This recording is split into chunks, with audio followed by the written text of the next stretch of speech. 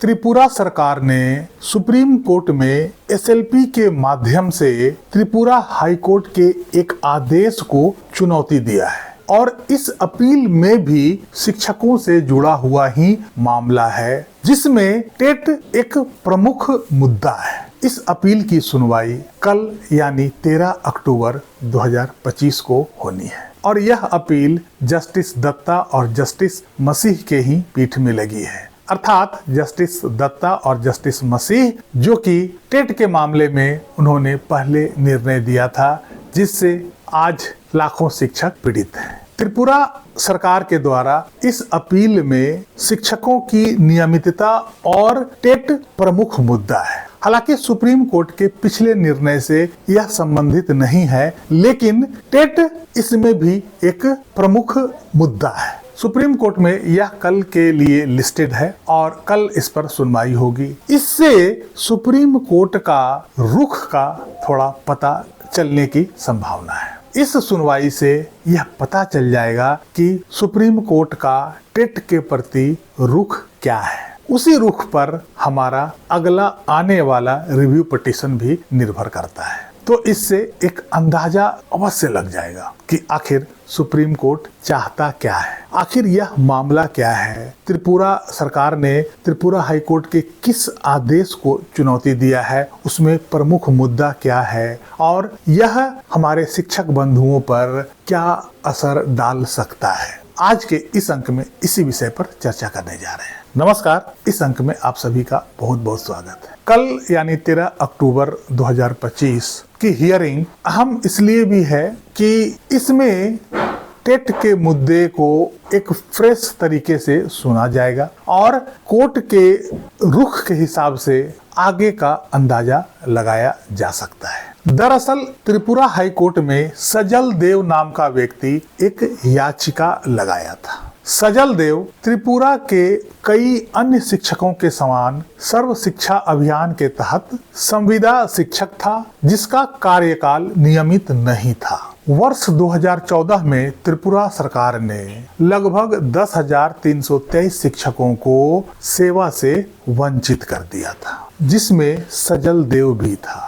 इस निर्णय को चुनौती देने के लिए सजल देव और अन्य शिक्षकों ने हाई कोर्ट में याचिका लगाया था, जिसमें नियमितीकरण और सेवा पुनर्स्थापना की मांग की गई थी। इस याचिका में हाई कोर्ट के सामने मुख्य बिंदु था कि क्या संविदा शिक्षक होने के बावजूद सजल देव को नियमितीकरण का अधिकार है? यदि नियमितीकरण होता है तो किन शर्तों पर? जैसे टेट पास करना उनके लिए आवश्यक है या अन्य शैक्षणिक योग्यता पूरा करना उनके लिए आवश्यक है, और यह जो नियमितीकरण होगा वो आखिर किस तारीख से माना जाएगा। तीसरा इशू इसमें था कि यदि भर्ती प्रक्रिया पहले से शुरू की गई थी और बाद में उसमें नियमों और अधिनियमों में बदलाव हुआ हो तो उसका क्या प्रभाव होगा। हाई कोर्ट के सामने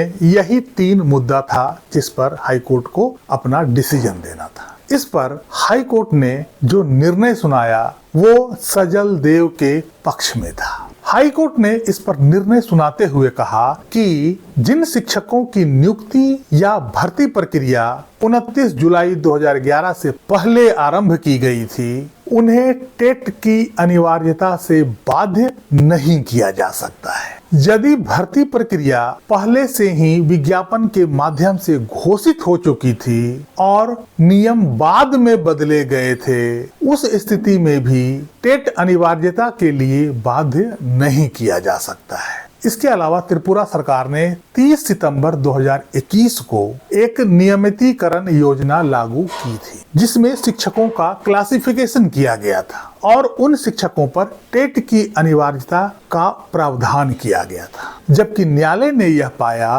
कि यह पूर्व नियुक्तियों के स्थिति से मेल नहीं खाता है, इसलिए न्यायालय ने कहा कि सरकार को इस नीति पर पुनर्विचार करना चाहिए ताकि पूर्व नियुक्तियों को न्याय संगत रूप से शामिल किया जाए, अर्थात जिनकी नियुक्ति 2011 से पहले हुई है उनके ऊपर टेट की बाध्यता ना ला दी जाए। इसी आदेश को त्रिपुरा सरकार ने सुप्रीम कोर्ट में चुनौती दिया है, जिसकी हियरिंग कल 13 अक्टूबर 2025 को होने वाली है। कुल मिलाकर यह देखें तो इस याचिका में भी टेट ही प्रमुख मुद्दा है और त्रिपुरा हाईकोर्ट ने यह स्पष्ट कर दिया था कि जिन शिक्षकों की नियुक्ति 2011 से पहले हो गई हो या जिन शिक्षकों की नियुक्ति का विज्ञापन और भर्ती प्रक्रिया 2011 से पहले शुरू हुई हो और उनकी नियुक्ति भले बाद में हुई हो,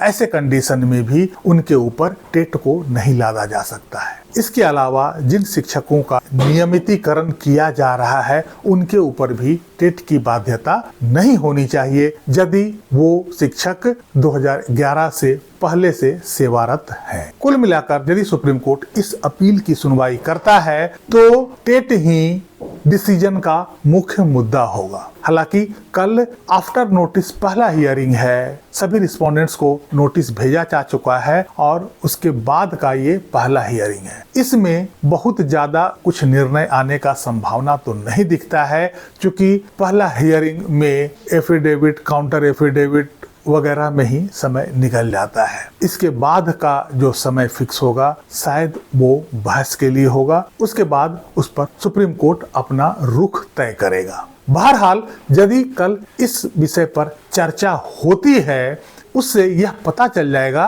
कि आखिर सुप्रीम कोर्ट का रुख क्या है, सुप्रीम कोर्ट का मिजाज क्या है। क्या सुप्रीम कोर्ट आज भी टेट के लिए एडामेंट है या सुप्रीम कोर्ट को यह एहसास है कि 2010 से पहले नियुक्त शिक्षकों पर यह लादा नहीं जाना चाहिए। कल बहुत हद तक इस बात पर निर्भर करता है कि एनसीटीई इसमें अपने रिप्लाई में या एफिडेविट में क्या उजागर करता है और सुप्रीम कोर्ट उस बात पर कितना कन्विंस्ड हो पाता है। अब मामला कल के लिए लिस्टिंग है, कल कोर्ट में क्या होता है, ऊंट किस करवट बैठता है, हवा का रुख कुछ ना कुछ तो पता चल ही जाएगा। जैसे ही सुप्रीम कोर्ट का रुख के बारे में कुछ जानकारी मिलती है या कल के हियरिंग के बारे में कुछ ऐसा मटेरियल फैक्ट सामने आता है तो आप लोगों को मैं अवश्य बताऊंगा। बहरहाल इस याचिका को, इस अपील को आप